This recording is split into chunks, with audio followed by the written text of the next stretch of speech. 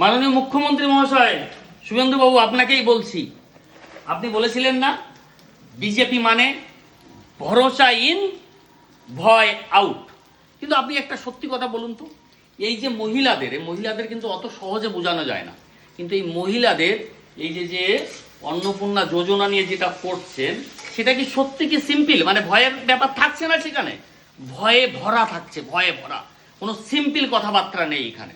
প্রথমে কি বললেন, যারা লক্ষ্মীর ভান্ডার পাবে তারাই এই অন্নপূর্ণা যোজনা পাবে। তারপরে কি করলেন, যে ডিবিটি লিঙ্ক করা যাবে, সেটাও করা হলো, সেটাও করলো।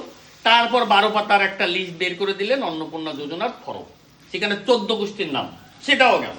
তারপরে কি বললেন, এই ফর্ম ফিল আপ করে কোথায় জমা দিতে হবে, ব্লকে জমা দিতে হবে, সেটাও গেল।